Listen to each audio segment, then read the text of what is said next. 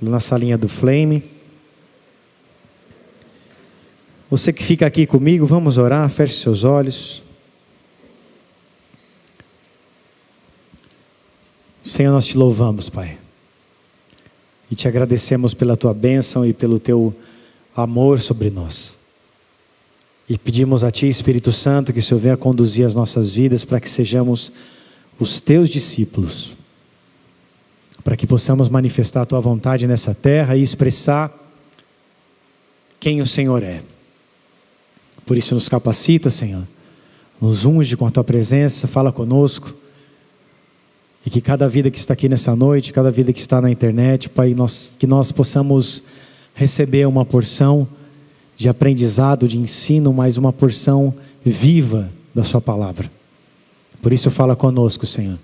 Essa é a nossa oração. Usa a minha vida pela tua graça, e que da mesma forma que o Senhor falou comigo hoje, Senhor, que o Senhor venha ministrar os corações do seu povo e da sua igreja. Essa é a nossa oração. Em nome de Jesus. Amém. Amém?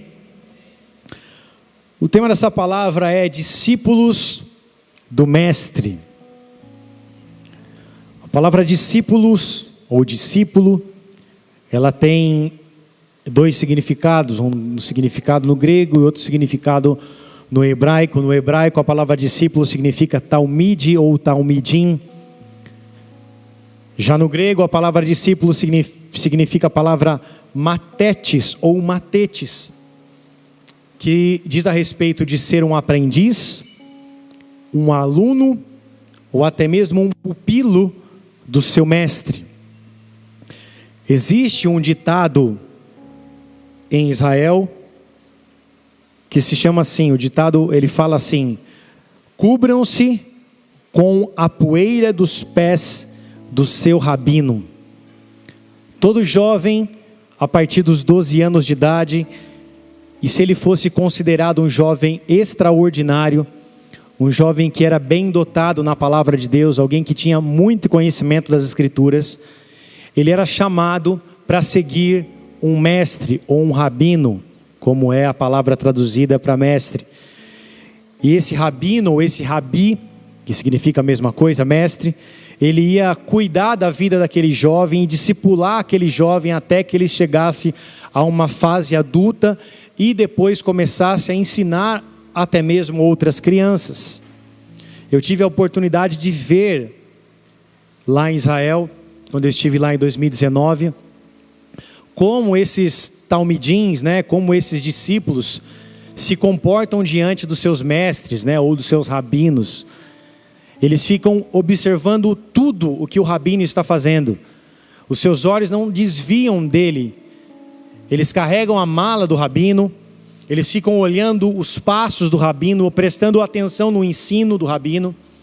Existem momentos que lá no Muro das Lamentações eles abrem a Torá, um pergaminho específico da Torá, e eles se debruçam diante da palavra. E quando esse ditado de se debruçar a palavra é quando eles se colocam assim, como se estivessem curvados para receber da palavra de Deus. Apenas um fala. Enquanto está ali as escrituras abertas, um apenas está falando, e esse é o mestre. O mestre está falando, o rabino está falando, e em volta deles estão todos os seus discípulos, que estão ali ouvindo o que o mestre tem a dizer a respeito daquele estudo bíblico, a respeito daquele pergaminho, daquela palavra que está ali, da palavra de Deus que está sendo ministrada. Eu estava no aeroporto, saindo de Israel para ir para a Alemanha, que nós fizemos também o tour da Reforma Protestante de Lutero. Quando nós estávamos saindo do aeroporto, eu fiquei bem de frente na fila da imigração, perto de um judeu, de um mestre ali, junto com o seu discípulo, com o seu talmidim. E ele observava cada palavra que saía da boca do rabi, ou do rabino. Ele ficava atentamente olhando, e como se ele estivesse ali consumindo tudo que o rabino estava dizendo para ele. Provavelmente, eu não sei, era talvez uma viagem, a primeira viagem que ele estava fazendo, talvez era uma coisa nova para ele, eu não sei, mas ele estava atentamente observando tudo que o rabino estava dizendo. Como eu disse, se tornar um rabino não era para qualquer pessoa, era para uma criança extraordinária, que era muito bem dotada na palavra de Deus. Os 12 anos de idade era uma virada de chave na vida de uma criança. Ou ela ia ficar aos pés de um rabino, até mesmo comendo e cobrindo-se da poeira dos pés do rabino, ao ponto de ficar tão conectado com ele, ou essa criança ia seguir a profissão do seu pai, como foi o caso de Jesus, que seguiu a profissão do seu pai José ao se tornar carpinteiro. Então 12 anos de idade era um tempo de virada de chave na vida de um jovem ou de um adolescente. Era um tempo onde o seu destino em Deus ia ser ali traçado, se ele ia ser um rabino ou se ele ia ser alguém que daria sequência aos trabalhos da família. Vocês estão comigo até aí? Amém ou não? Jesus, mesmo sendo mestre, mesmo sendo Senhor, não seguiu um rabino para ser ali alguém que ficaria aos pés do seu rabino. Ele seguiu a profissão dos seus pais por honra. Então nós já vemos ali como Jesus era diferente. E Jesus, quando começa o seu ministério, ele traz discípulos, ele forma, ele elege, ele escolhe, ele separa 12 discípulos para acompanhar ele de perto para a obra ministerial que ele tinha que fazer. Ele sabia que o seu tempo seria um tempo não muito grande, era um tempo de 3 anos e meio, e durante todo esse tempo ele tinha que treinar e capacitar este rabino, esses discípulos que obviamente se tornariam mestres também, porque eles cuidariam e liderariam outras vidas. Uma criança que começa com 12 anos na cultura judaica, em algumas situações ela se torna rabi ou rabino a partir dos 60 anos de idade, quando ela está com um nível altíssimo de maturidade. E Jesus chama os seus discípulos que eram jovens, porque Jesus era jovem, ele tinha 30 anos de idade. Ele chama os seus discípulos ali nas margens do mar da Galileia, ele começa a eleger os seus discípulos, um que estavam pescando, um que era cobrador de impostos, e ele vai atrás dos seus discípulos e começa a formar o seu time apostólico, o seu time de discípulos, e começa a liderá-los. E nós vemos, amados, que esse estilo de discipulado de Jesus é um estilo de discipulado que muda completamente a vida de quem se submete a ser um talmidim de Jesus, alguém que se submete em ser um matetes ou matetes, que é um aprendiz, um aluno de Jesus. A palavra talmidim significa também pequenos cristos. É alguém que se submete a ser como o Senhor é alguém que se submete a ser um pequeno Cristo, porque ele segue os passos do teu mestre e do seu Senhor. Nós, a partir do momento que temos um encontro com o nosso mestre, temos um encontro com Jesus Cristo, todos nós, sem exceção, todos nós somos chamados para sermos discípulos.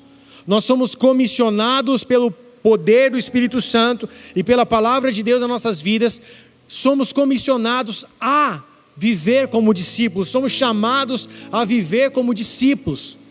Então não existe outra maneira de ser um cristão sem ser um discípulo. Não há como não vivermos como discípulos.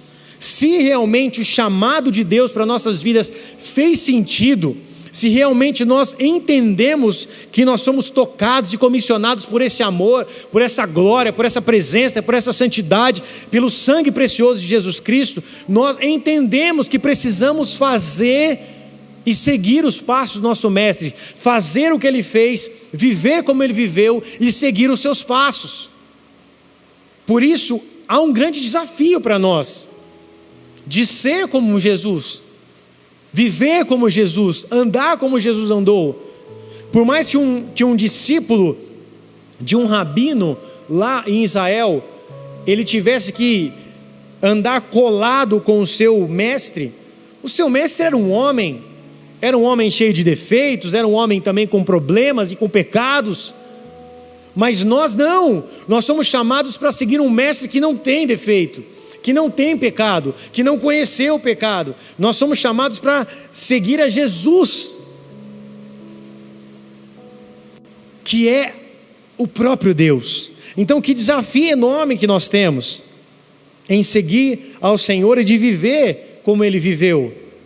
Só que, amados, Jesus não nos chamaria, assim como chamou os discípulos, para viver como ele viveu, para andar como ele andou, se isso fosse algo impossível, porque aquilo que é impossível para os homens não é impossível para Deus, amém, amados?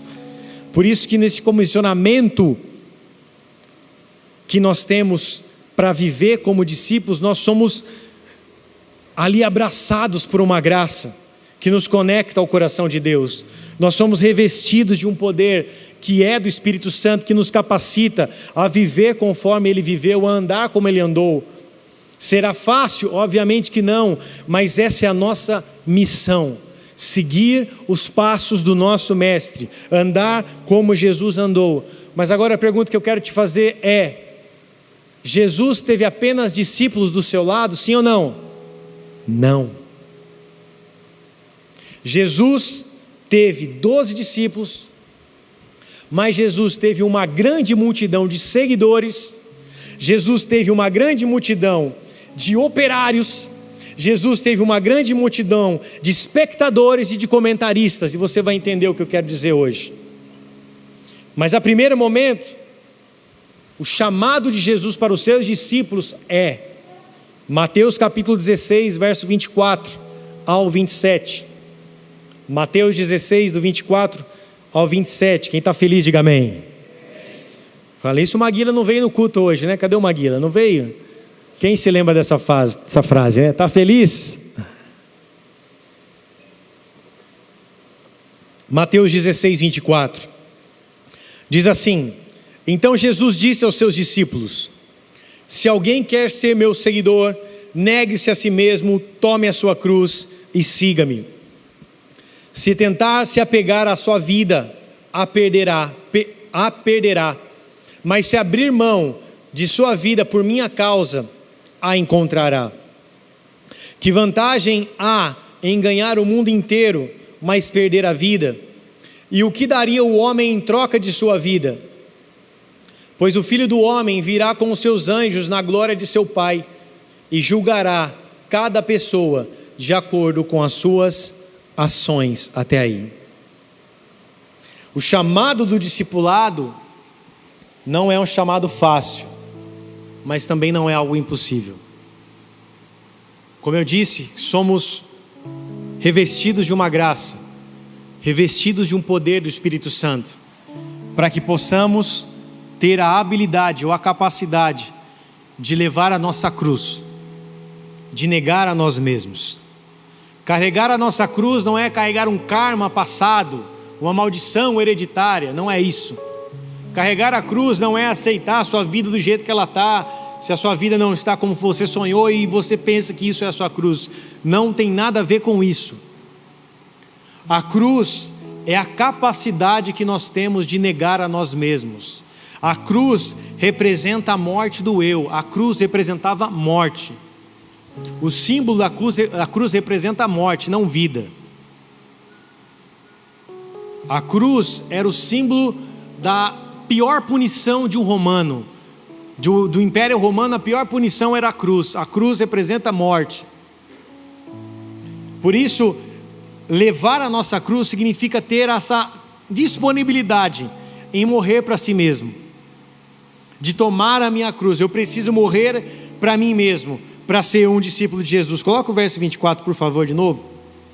É ter essa capacidade de seguir a Jesus, tomando a sua cruz e indo atrás dele. E a nossa cruz, como eu disse, é essa essência do discípulo, de dizer: Pai, eu sei que não tenho nada para te oferecer, eu sei que eu sou cheio de defeitos e também de pecados, eu sei que eu sou alguém em processo contínuo, em busca de me santificar e de ser curado dos meus traumas, das minhas feridas, do meu passado. Eu sei que o Senhor tem feito isso, mas eu me disponibilizo, mesmo não sendo alguém capacitado, eu me disponibilizo para levar a minha cruz. Eu me coloco numa condição de alguém que quer viver para a sua glória, de alguém que quer andar segundo os seus passos, alguém que está disposto a viver como ele andou, a andar como ele andou, a fazer o que ele fez. O discípulo, como eu disse, ele é coberto de um propósito, de um condicionamento que o próprio Espírito Santo dá para esse discípulo, para que ele possa continuar essa obra. Nós sabemos que os discípulos começaram a sua obra a partir do momento que Jesus sobe aos céus e o Espírito Santo desce. O Espírito Santo vem e se apodera dos discípulos, vem um empoderamento do Espírito Santo sobre os discípulos, e aí então os discípulos começam a sua obra. Aí então os discípulos são liberados, são capacitados e comissionados para ir. Só que primeiramente os discípulos tiveram que escolher entre Jesus e entre o mundo, entre Jesus e entre a fuga. Fugir para não ser perseguido. No primeiro momento, quando Jesus foi crucificado, todos os discípulos sumiram, fugiram. Só sobrou João junto com Maria e as outras mulheres aos pés da cruz. Pedro negou, os outros discípulos correram de medo, mas eles entenderam que eles precisavam permanecer, e depois de ver o Mestre e ver que Jesus havia ressuscitado e que o Espírito Santo veio sobre eles, eles nunca mais negaram a sua fé e nunca mais deixaram de carregar a sua cruz. A vida deles foi completamente transformada depois que eles viram Jesus ressuscitar e depois que eles foram capacitados pela presença do Espírito Santo de Deus. E é isso que acontece conosco. Nós começamos uma vida com Deus, mas a partir do momento que o Espírito Santo começa a fazer uma obra dentro de nós, começa a nos ensinar, começa a nos educar, a nos transformar, começa a nos fazer filhos realmente de um pai, nós começamos a entender a paternidade de Deus, nós começamos a negar o mundo, e o Espírito Santo vai nos conduzindo a tudo isso. A partir desse momento nós somos habilitados a começar a carregar a nossa cruz, habilitados a dizer não para o mundo. Eu tenho ensinado meus filhos desde pequeno, e uma das coisas mais preciosas que nós podemos ensinar para os nossos filhos é ter personalidade própria, capacidade de dizer não. Eu coloco meus filhos em várias situações onde eu pergunto para eles: o que você faria nisso? Como seria o seu comportamento se alguém te chamasse para dar uma pedrada num carro? O que você faria? Se alguém te chamasse para bater num amiguinho, o que você faria? Eu coloco eles em situações que fazem eles pensarem, para que eu veja qual seria o comportamento deles, porque a primeira coisa que Satanás tenta contra as nossas vidas é tirar a nossa identidade, porque quando nós não sabemos quem nós somos, nós não vamos saber quem nós somos para Deus. E os nossos filhos, primeiramente, eles precisam saber quem eles são para os seus pais, quem eles são para Deus. E essa habilidade de dizer não, eu não vou fazer parte disso, não, eu vou negar aquilo outro, porque por enquanto nossos filhos são pequenos, dizendo sobre o meu caso, sou eu que digo o que eles podem fazer ou não, mas haverá um tempo em que eles crescerão, que eu não estarei dentro das escolas, que eu não estarei na faculdade, que eu não estarei numa reunião de amigos, eu não estarei lá, e eles precisam ter essa identidade no Senhor, e uma identidade preparada para se posicionar diante do mundo. Se você acha que o mundo está difícil hoje, imagine daqui 10 anos, daqui 15 anos. E se nós não treinarmos os nossos filhos para eles poderem responder por si próprios, tendo capacidade de saber dizer não para um baseado, saber dizer não para um copo de vodka com Red Bull, saber dizer não para uma menininha que está olhando para ele, se ele não souber se posicionar, ele será consumido pelo mundo. Por isso o papel também de um pai é o papel de um mestre, de um treinador, que tem que discipular os seus filhos, ensinar o caminho para os seus filhos, ao ponto de que eles se tornem homens e mulheres de Deus, que têm a capacidade de responder por si próprio. Vocês estão comigo? Amém? Amém ou não? E o que Jesus fez nesses 3 anos e meio? Foi capacitar os seus discípulos. Jesus não apenas fez milagres, Jesus o ensinou a fazer milagres. Jesus coloca eles numa situação, 2 vezes em situações onde havia multidão de pessoas e fome e não havia pão. Jesus fala: quantos pães vocês têm? Quantos peixes vocês têm? Multipliquem vocês. Jesus ora ao céu e ensina os seus discípulos a dependerem do Pai, a dependerem do Senhor. Jesus se coloca em situações específicas, como andar sobre as águas para encontrar o barco dos discípulos, a dormir no momento oportuno em que o vento e as ondas estão batendo no barco. Jesus era estratégico.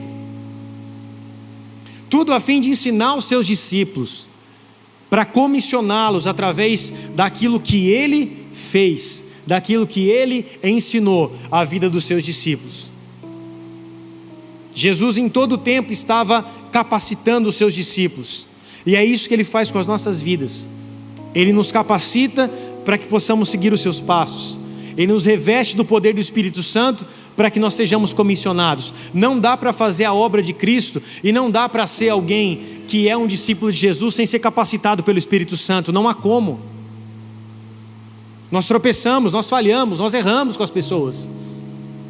Por isso que é o Espírito Santo que tem essa capacidade, essa habilidade de nos fazerem seguir, de nos ensinar a seguir os passos do nosso Mestre, a nos ensinar a dizer não, a nos ensinar a não fechar aquele negócio, a não entrar naquela dívida, a não responder aquela pessoa como deveria, a não reagir a um post na internet, a não se posicionar de uma forma talvez que vai te causar problemas. É o Espírito Santo que nos capacita. E esse carregar a cruz, essa habilidade que o Senhor nos dá de morrer para nós mesmos, de morrer para o mundo, de dizer não, eu não quero mais viver como eu vivia, eu quero viver para a sua glória. Mas como eu disse, Jesus não estava apenas com seus discípulos ao seu redor. Havia outros tipos de pessoas, e que eu nomeei aqui de operários, seguidores, espectadores e comentaristas, que estavam ao redor de Jesus. Quem eram os operários? Operários são aqueles que enxergam o discipulado como um tipo de serviço. Eles enxergam o seguir Jesus como algo que eles podem fazer quando eles querem e quando eles podem. E quando eles não podem fazer, eu não tenho que justificar nada, porque eu não ganho nada para isso. Um operário, ele sempre está pensando, mas o que eu posso ganhar em troca por seguir Jesus? Se eu for um discípulo, qual que é o benefício que eu tenho em troca de ser um discípulo? Eu ganho um título? Eu ganho um cargo? Eu ganho um salário? Eu ganho uma bênção? O que eu ganho? Qual que é a vantagem que eu tenho em ser um discípulo? Qual é a vantagem que eu tenho em apenas emprestar o meu serviço para o reino? Isso é a mentalidade de um operário. Primeiro eu vou citar esses 4 tipos e depois eu falo biblicamente quem foram esses. Os seguidores são aqueles que acompanham, mas até participam, mas nunca sem se envolver com a causa. Quando o negócio começa a esquentar e ele começa a exigir muito dele, uma dedicação maior, ele põe os 2 pés para trás e fala, não, isso não é para mim. Eu me envolvo até o momento que eu quero. Quando há muito envolvimento, eu dou um passo para trás, eu não quero me envolver tanto. Ele está de perto, mas ao mesmo tempo está longe. Ele está dentro, mas ao mesmo tempo está fora. Mesmo momento que o seguidor fala, pode contar comigo, ele fala, eu já não quero mais. Não estou tão disponível assim agora, estou em outra fase da minha vida. O espectador com S, aquele que vê. O espectador com X é aquele que espera algo acontecer. O espectador com S é aquele que está enxergando, que fica de fora enxergando o que está acontecendo. O espectador é aquele que sabe de tudo. Ele vê tudo acontecer, mas ele não se dá o direito de participar. Talvez o espectador não se sinta digno de participar, ou não se esforce em ser um participante. Ele vê tudo de longe, ele sabe tudo o que está acontecendo, mas ele não consegue cair para dentro. Ele só enxerga de fora. O comentarista é aquele que tem a função limitada em aplaudir ou vaiar. Quando há acertos, ele aplaude. Quando há um erro, ele maximiza. Os comentaristas usam o veneno mortal da língua, como diz Tiago, para ferir ou destruir pessoas e propósitos. Jesus, enquanto formava os seus discípulos, ele teve que lidar com os operários, com os seguidores, com os espectadores e com os comentaristas. E isso faz parte do reino e da obra de Deus. Em todo lugar haverá discípulos, operários, seguidores, espectadores e comentaristas. Jesus teve que lidar com isso. O maior exemplo de operário que nós temos foi Judas, que conviveu com Jesus, que sentou à mesa com o Cristo, que seguiu diariamente Jesus em 3 anos e meio. Só que Judas queria uma coisa em troca. Judas queria ser pago pelo seu comissionamento. Judas era o cara que era responsável pelo gasofilácio, ele carregava as ofertas.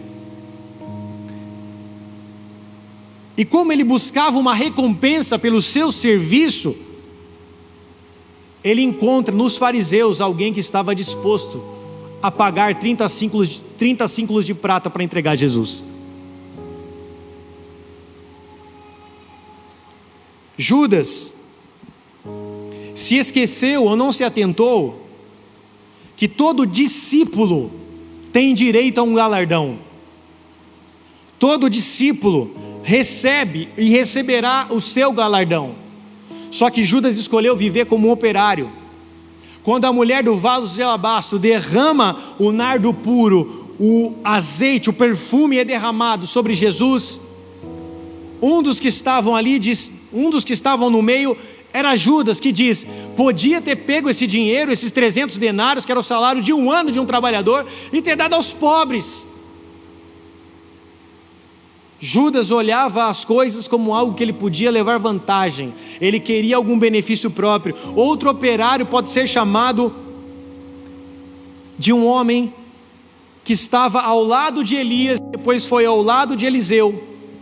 O servo de Eliseu, quando Naamã chega com tesouros, com tapetes, com joias, e Eliseu manda ele mergulhar no rio Jordão 7 vezes, mas não queria nada em troca. Geazi, o nome desse servo, sai correndo atrás do carro de Naamã e fala: o meu mestre mandou eu te dizer que ele deseja assim alguns tapetes e algumas joias que estão aí. E quando Geazi volta para a casa de Eliseu, Eliseu se aponta na beira da porta e fala para ele assim: a lepra que estava em Naamã agora estará sobre você, porque você fez o que era errado. Eu não pedi dinheiro algum, eu não pedi bens algum, eu não pedi tecidos e joias nenhumas. Então a maldição que estava sobre Naamã agora está sobre você. Geazi era um operário. Ele queria receber algo em troca pelo seu serviço, e quando ele viu a oportunidade de receber, ele se coloca diante daquele que poderia te dar algo, que era Naamã. Discípulos não estão preocupados com aquilo que vão receber. Discípulos servem por amor. Discípulos se dedicam por amor. Discípulos seguem os passos do seu Senhor, que ensinou que o maior no reino dos céus é aquele que serve. Discípulos são aqueles que sabem que a recompensa virá e não tardará. Mateus capítulo 19, verso 27 ao 29. Mateus 19, do 27 ao 29. Então Pedro disse: deixamos tudo para segui-lo, qual será a nossa recompensa? Jesus respondeu: eu lhes garanto que quando o mundo for renovado e o Filho do Homem se assentar no seu trono glorioso, vocês que foram meus seguidores também se sentarão em 12 tronos para julgar as 12 tribos de Israel. E todos que tiverem deixado casa, irmãos, irmãs, pai, mãe, filhos ou propriedades por minha causa, receberão em troca 100 vezes mais e herdarão a vida eterna. Vira para a pessoa que está do seu lado e fala assim: discípulos receberão galardão. Nós receberemos galardão. O que fazemos para o Senhor não é em vão. Nós temos que ter a certeza que há uma recompensa eterna que nos é aguardada por vivermos como participantes do teu reino, como aqueles que morrem, sujeitam a cruz para viver como o Senhor Jesus viveu. Há uma recompensa em tudo isso. Há uma recompensa em abrir mão do mundo. Há uma recompensa em abrir mão dos nossos sonhos. Há uma recompensa em abrir mão do nosso eu. E o Senhor nos promete, Ele nos dá uma palavra, Ele faz uma profecia: vocês serão recompensados quando o Filho do Homem estiver à destra do Pai, vocês serão recompensados no reino dos céus, até 100 vezes mais. O Senhor sabe as diademas que estará na nossa coroa, os diademas que estarão na nossa coroa, as pedras preciosas que estarão na nossa coroa.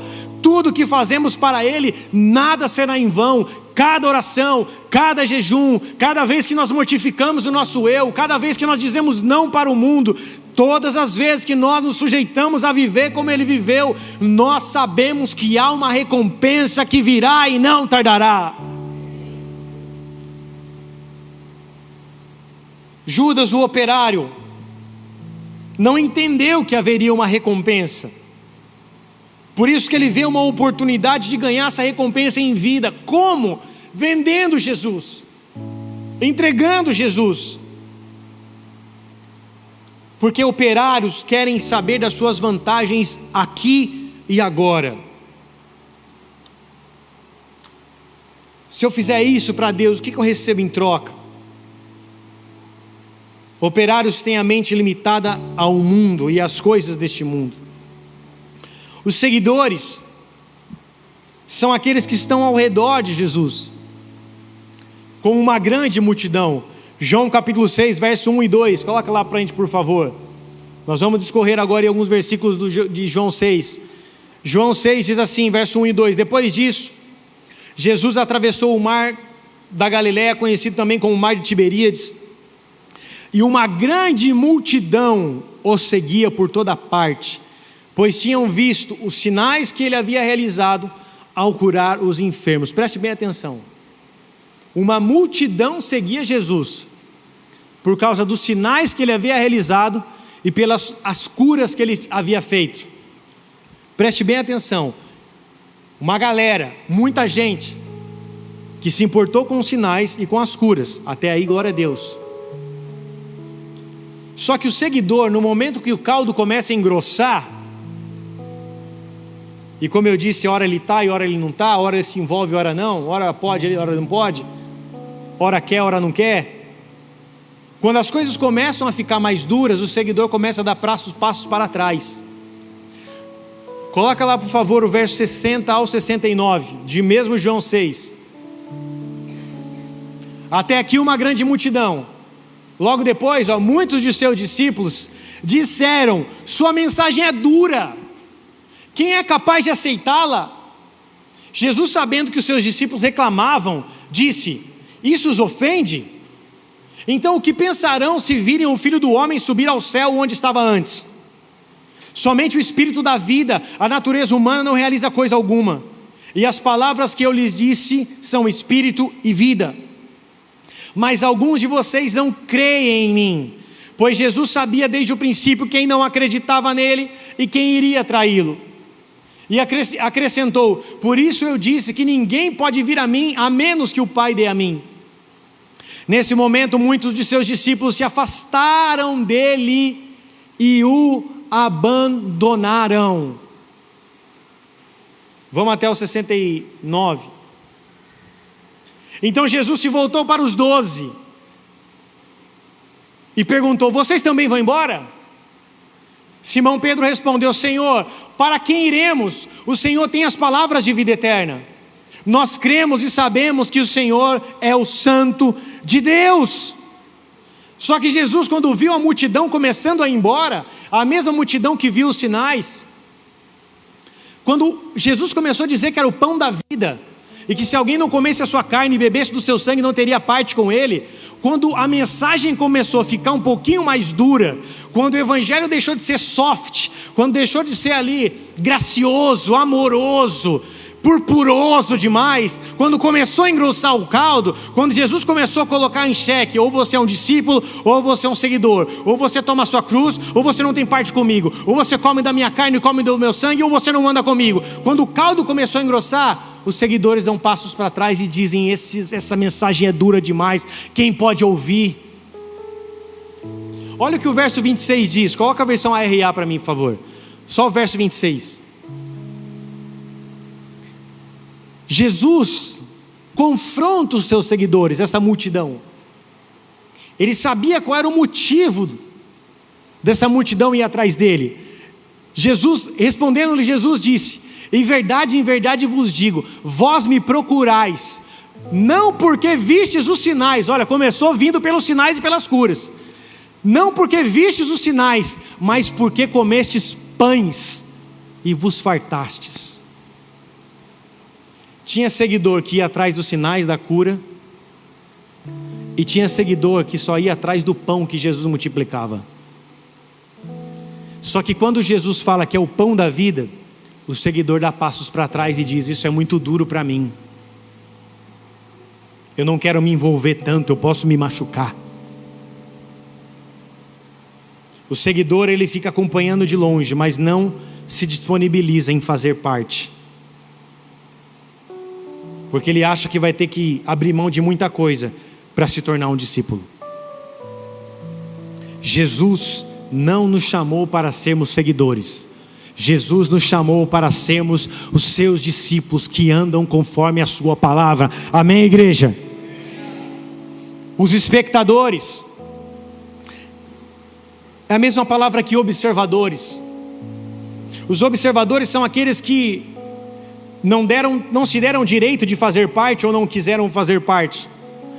O espectador é aquele que vê tudo da sua ótica. O espectador, ele não busca entender como Jesus vê. Ele apenas vê a vida conforme a sua visão limitada. Ele não consegue enxergar como Deus vê. Ele não consegue enxergar da ótica de Deus, porque ele só enxerga conforme a sua ótica, que é baseada no seu eu. Então ele observa, mas ele não se envolve. Ele observa, mas ele não entra para fazer parte, porque ele tem uma visão limitada. Ah não, igreja é isso. Ah não, ser crente é isso aí. Ah não, dar o dízimo é isso aqui outro. Ah não, vir para a igreja é isso aqui. Ah, isso aqui é aquilo outro. Ele tem a visão limitada do seu eu. Ele faz aquilo que seu eu manda. Ele não enxerga como o Senhor enxerga. E Jesus lidou com um grande espectador, assim como seguidores e operários. Lá em Mateus 19, do 16 ao 22, pode deixar arrear mesmo, por favor. Mateus 19, do 16 ao 22, diz assim: e eis que alguém aproximando-se lhe perguntou: mestre, que farei de bom para alcançar a vida eterna? Respondeu-lhe Jesus: por que me perguntas acerca do que é bom? Bom só existe um. Se queres, porém, entrar na vida eterna, guarda os mandamentos. E ele lhe perguntou: quais? Respondeu Jesus: não matarás, não adulterarás, não furtarás, não dirás falso testemunho, honra teu pai e tua mãe, e amarás o teu próximo como a ti mesmo. Replicou o jovem: tudo isso tenho observado. O que me falta ainda? Disse-lhe Jesus: se queres ser perfeito, vai, vende os teus bens, dá aos pobres, e terá um tesouro no céu. Depois vem e segue-me. 22. Tendo, porém, o jovem ouvido essa palavra, retirou-se triste, por ser dono de muitas propriedades. O espectador ou o observador, ele vê tudo. Quando Jesus fala dos mandamentos, o verso 20 ele fala: eu tenho observado todos esses. Só que observar não é aplicar. Uma coisa é observar, outra coisa é aplicar. Uma coisa é ouvir, outra coisa é praticar. Tiago fala: sede, pois, praticantes e não ouvintes da palavra. Ele observava, mas não praticava. E quando ele se confronta com Jesus, quando Jesus dá um checkmate nele, ele diz: então vende as propriedades. Você já tem observado todos os mandamentos? Então vende as suas propriedades e começa a seguir o primeiro mandamento, que é amar o teu Deus de todo o teu coração. E ele não pôde fazer isso, ele sai triste, porque o espectador, ele tem a ótica no seu eu. Ele não consegue se envolver, ele não consegue se abrir, ele não consegue fazer parte, porque ele está baseado, a sua vida está baseada na sua ótica, a sua vida está baseada no seu eu. É o que eu acho, é o que eu penso, é o que eu quero, é o que é bom para mim. E porque ele não quis ganhar um tesouro no céu, e porque ele não quis ser um discípulo, porque ele estava com a sua vida e com o seu coração nas suas riquezas, nas suas posses, nas suas propriedades. E ele não teve a capacidade de tomar a sua cruz para ser um discípulo. E Jesus chamou ele: segue-me. Olha que privilégio ele teve. Vários endemoniados que Jesus libertou quiseram ir atrás de Jesus. Jesus disse: não, volta e se purifica, fala com o sacerdote. Para outros Jesus disse: vai e edifica a sua comunidade. Para o jovem rico, Jesus chamou ele para vir, mas ele só quis ser um observador, ele não quis ser um participante. E o último são os comentaristas. Os comentaristas estão sempre soltando comentários sobre o ocorrido. Você viu o que falaram? Está sabendo da novinha quentinha, da coisinha que aconteceu na igreja, do último BO? Você viu quem caiu em pecado? Você viu o que aconteceu com fulano de tal? O comentarista é aquele que diz assim: você viu o que a mulher do vaso de alabastro fez? Aquela mulher é louca, derramou 1 ano de trabalho nos pés e da cabeça de Jesus. Você viu o que aquele homem faz? Aquele tal de Jesus, o profeta, ele se assenta com os publicanos e com os pecadores, ele se assenta com as prostitutas. Mas não é aquele que é o filho de Maria, filho de José, não é o carpinteiro? Como é que ele pode fazer tantas coisas? Os comentaristas dizem: mas como que pode sair alguma coisa boa de Nazaré? Os comentaristas estão sempre soltando comentários baseados numa língua inflamada, que tem o poder de destruir propósitos e pessoas. Eles estão sempre comentando alguma coisinha, eles estão sempre fazendo uma fofoquinha aos redores da igreja, no cantinho onde não tem ninguém vendo, ou nas mesas onde eles estão assentados, que são chamados de roda de escarnecedores. Eles estão sempre com uma conversinha paralela, eles estão sempre com uma novidadezinha de alguém que aconteceu, de alguém que fez algo. Esses são os comentaristas, que estão sempre comentando de tudo o que aconteceu, mas que não estão seguindo o princípio básico de ser um discípulo, que é amar a Deus e amar o seu próximo. E se você fere o seu próximo com a sua língua e com os seus comentários inflamados por Satanás, você não está amando o seu próximo. Mateus 16, do 13 ao 16. Mateus 16, do 13 ao 16. Indo Jesus para os lados de Cesareia de Filipe, perguntou aos seus discípulos: quem diz o povo ser o filho do homem? Olha o que os comentaristas diziam. Pode ir. E eles responderam: uns dizem João Batista. Os comentaristas nunca sabem da história completa, eles vão falando o que eles acham. Uns dizem que é João Batista, outros dizem que é Elias, outros dizem que é Jeremias, ou algum dos profetas. Eles vão soltando comentários, o que cair, caiu, o que pegar, pegou. Mas Jesus volta para os discípulos.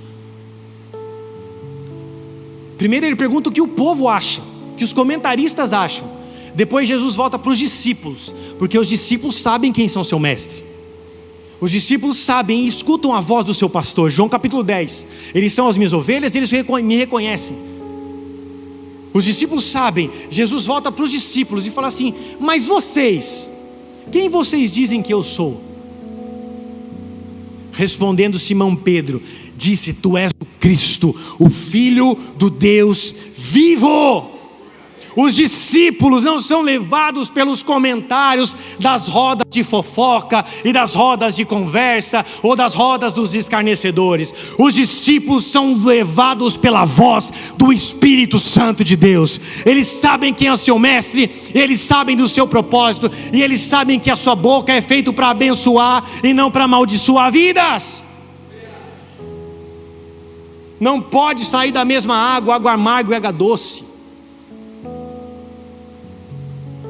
Tem tanta gente amarga no meio da igreja, e com a sua amargura fica contaminando os outros, falando o que não sabe, botando o bedelho naquilo que não tem noção, falando coisa que não viu, o que aconteceu, fazendo suposições, usando a língua não para abençoar as pessoas, mas para amaldiçoar pessoas. Você sabia que uma palavra que você pode dizer pode acabar com a vida de alguém? Você sabia que uma palavra que você pode soltar sobre a vida de uma pessoa, pior que um murro na cara, Você sabia que uma palavra que se você diz para o teu filho, ele pode carregar essa marca dentro do seu coração para a vida inteira? É só que uma fofoquinha que não pega nada.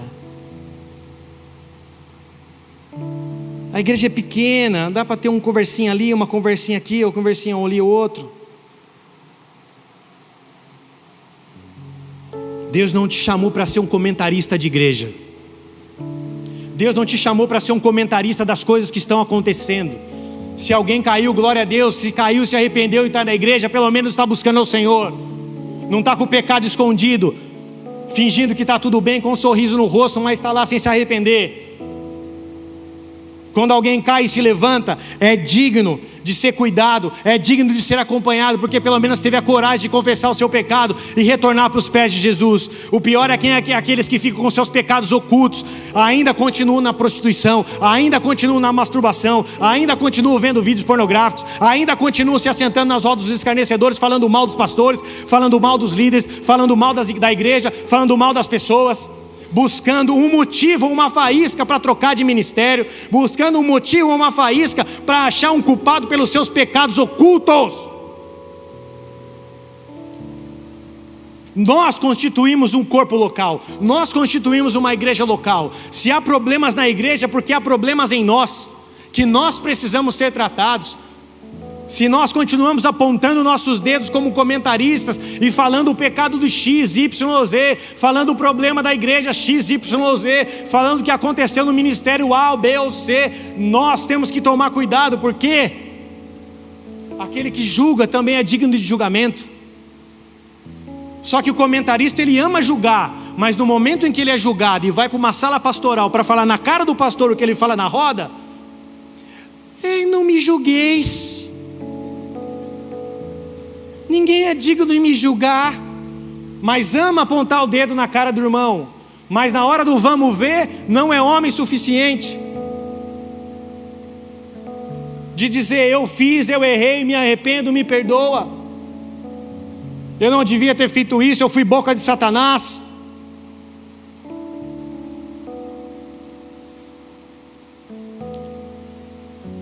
Deus nos chama para sermos como discípulos que vivem o evangelho da cruz. Os discípulos não estão preocupados com os operários. Judas morreu, a obra continuou. Os comentaristas estavam lá atacando pedra, mas Jesus continuou a sua vida. Os espectadores estavam olhando, sabendo de tudo, mas Jesus continuou a sua caminhada. Os comentaristas estavam ali, os operários, os seguidores, os espectadores estavam vendo tudo, mas Jesus continuou a sua caminhada. Agora a pergunta que eu te faço: quem você tem sido? Um operário, um seguidor, um espectador, um comentarista ou um discípulo?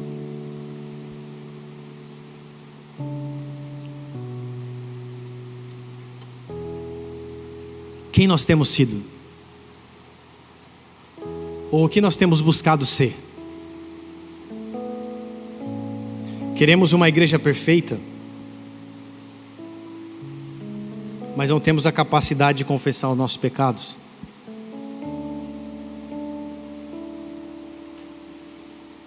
Queremos pessoas perfeitas que nos tratem da melhor forma possível na igreja, mas não temos isso nem dentro da nossa casa. Tem gente que quer viver coisas na igreja que não tem nem em casa. E aí cobra da igreja que a igreja seja aquilo que ela não tem em casa. Isso é um erro. A pessoa que está do seu lado é um ser humano e ela vai errar com você. Vira para a pessoa que está do seu lado e fala para ela assim: e ser um discípulo é ter a capacidade de te perdoar e de continuar te amando, mesmo quando você falha com a minha vida. Isso é ser um discípulo. É ter a capacidade de ter compaixão e de olhar para a vida de um irmão que errou e dizer: zerou o game, vamos começar de novo. Eu amo a tua vida, vamos caminhar junto. É ter a capacidade de dizer: cara, isso faz parte, eu também erro com as pessoas. é um chamado de humildade. O discípulo precisa ser humilde para dizer não para o seu eu. Os discípulos estavam ali, a mãe dos filhos de Tiago e João estavam querendo um lugar no reino de Deus para Jesus, um à sua direita, um à sua esquerda. Olha o que Jesus diz lá em Mateus capítulo 20, verso 20. Eu estou encerrando, os 2 últimos versículos. Mateus 20, verso 20. Então se chegou a ele a mulher de Zebedeu com os seus filhos e adorando pediu-lhe um favor. Perguntou-lhe: queres? Que queres? Ela respondeu: manda que no teu reino esses meus 2 filhos se assentem, um à tua direita e um à tua esquerda. E Jesus respondeu: não sabeis o que pedis. Podeis vós beber o cálice que eu estou para beber? Responderam-lhe: podemos. Então lhes disse: bebereis o meu cálice, mas assentar à minha direita e à minha esquerda não me compete concedê-lo. É porém para aqueles a quem está preparado por meu Pai. Ora, ouvindo isso, os 10 indignaram-se contra os outros irmãos. Então Jesus, chamando, disse: sabeis que os governadores dos povos os dominam e que os maiorais exercem autoridade sobre eles. Mas não é assim entre vós. Pelo contrário, quem quiser tornar-se grande entre vós, será esse o que vos sirva. E quem quiser ser o primeiro entre vós, será o vosso servo. Essa é a dinâmica de um time de discípulos. Essa é a dinâmica de Jesus. É a maneira como Jesus trabalha, é o modus operandi de Jesus. Ele fala: não é assim entre vós, quem vai ser o maior ou quem vai ser o menor. Vocês que quiserem ser o maior no meu reino, vocês vão precisar ser servos, vocês vão precisar ser serviçais, vocês vão precisar servir as pessoas. E Jesus ensina isso para os seus discípulos de maneira prática. Em João capítulo 13, verso 12 ao 17. João capítulo 13, verso 12 ao 17. Depois de ter-lhe lavado os pés, tomou as vestes e voltando à mesa perguntou-lhes: compreendeis o que eu vos fiz? Vós me chamais o mestre e senhor, e podeis dizer bem, porque eu sou. Ora, se eu sendo senhor e mestre vos lavei os pés, também vós deveis lavar os pés uns aos outros, porque eu vos dei o exemplo, para que como eu vos fiz, façais vós também. Em verdade vos digo, que o servo não é maior do que o seu senhor, nem o enviado maior do que aquele que o enviou. Ora, se sabeis essas coisas, bem-aventurados sois, se as praticardes. O discípulo é aquele que lava os pés, é aquele que serve. Ele não é maior do que o seu mestre, porque se seu mestre serviu, ele foi chamado a servir. O discípulo é aquele remanescente, que entendeu que precisa ser alguém que serve ao Senhor de todo o seu coração, que serve a tua esposa, que serve os seus filhos, que serve lá no seu trabalho, que serve na rua, que serve em casa, que serve na igreja. Ele é só um servo. E o servo está fazendo apenas aquilo que o seu Senhor fez. Os discípulos, eles são governados pelo empoderamento do Espírito Santo. E o Espírito Santo se empodera deles. O Espírito Santo vem e os discípulos vão. Quando o Espírito Santo vem sobre nós, nós vamos. Nós somos comissionados a ir. Enquanto o Espírito Santo não vem, nós não podemos ir. Porque é o Espírito Santo que nos dá essa habilidade, essa capacidade, esse condicionamento de fazer aquilo que a nossa natureza carnal não tem vontade ou desejo de fazer. A nossa natureza carnal, ela é voltada para as coisas deste mundo, mas a partir do momento que há o empoderamento do Espírito Santo, que o Espírito Santo se empodera de nós, comissiona as nossas vidas, nós começamos a fazer não mais aquilo que nós fazíamos no mundo, nós começamos a fazer aquilo que devemos fazer para a glória de Deus Pai. E todo discípulo que vive debaixo de uma cobertura do Espírito Santo é todo discípulo que vai receber uma recompensa no reino dos céus. Nunca será em vão a nossa vida para o Senhor. Nunca será em vão você abrir mão deste mundo. Nunca será em vão você morrer para este mundo tomando a sua cruz. Nunca será em vão. Pelo contrário, se vivermos segundo a carne, certamente morrereis, mas se viverdes segundo o Espírito, certamente vivereis. Eu quero que a minha casa seja um lugar onde o Espírito Santo se manifesta. Eu quero que a minha igreja seja um lugar onde o Espírito Santo se manifesta. Eu quero que as minhas salas ministeriais sejam um lugar onde o Espírito Santo se manifesta. Eu quero que desde o estacionamento seja um lugar onde o Espírito Santo se manifesta. Mas para que o Espírito Santo venha, ele precisa encontrar discípulos disponíveis a carregar a sua cruz e serem empoderados por ele. Há uma necessidade dos discípulos se levantarem para que ele venha.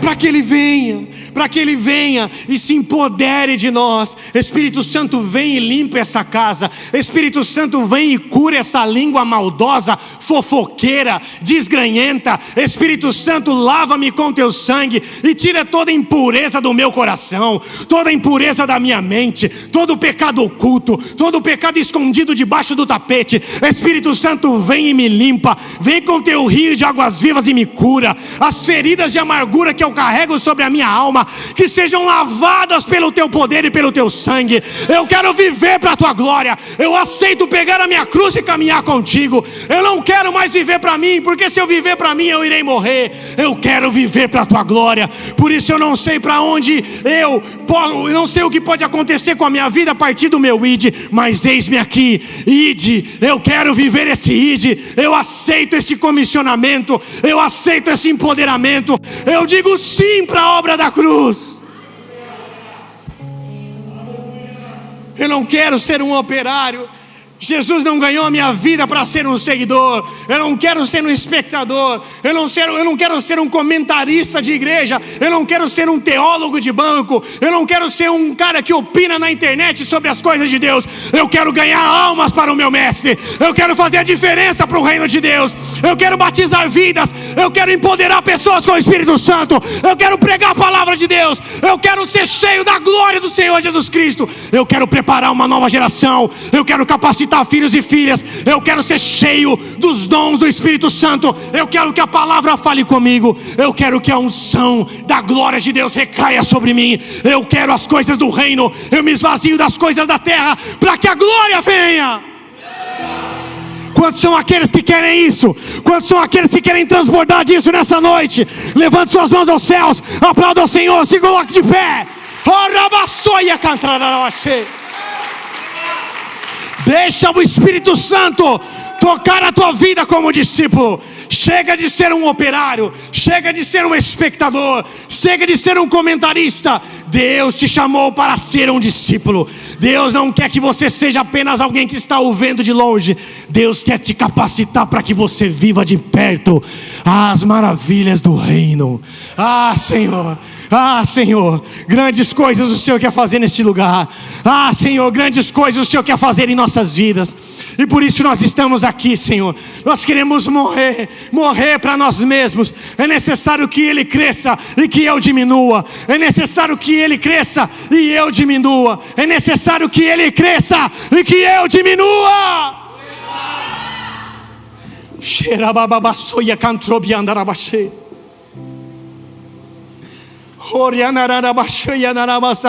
Perdão, Senhor. Perdão, Pai. Perdão, Espírito Santo, porque temos pecado contra Ti. Perdoa a Tua igreja, perdoa a Tua noiva, perdoa as nossas vidas, por esperarmos algo em troca, por esperarmos ou apenas sermos espectadores, por sermos seguidores e por sermos aqueles que são comentaristas muitas vezes. Perdoa as nossas vidas, Senhor. Nós queremos sim tomar a nossa cruz. Nós queremos sim andar conforme o Senhor andou. Nós queremos sim fazer a Tua vontade. Nós queremos sim, Senhor, sermos instrumentos em Tuas mãos. Cada um de nós tem um potencial que o Espírito Santo derrama sobre nós. Cada um de nós tem uma unção capacitadora do Espírito Santo. E quando isso vem sobre a tua vida, você começa a se mover mediante a um propósito. E esse propósito move o teu coração. Deixa o Espírito Santo te encher de um propósito eterno, de uma vontade eterna, de algo que encubra o teu coração, de algo que toque o teu coração, que onde você já não sabe mais o que fazer com aquilo de tão grande que é. E aí o Espírito Santo vem e começa a te comissionar, dizendo: filho, eu sei das tuas dores. Filha, eu sei o quão difícil é negar este mundo. Eu sei o quão difícil é dizer não para as coisas terrenas. Mas vale a pena.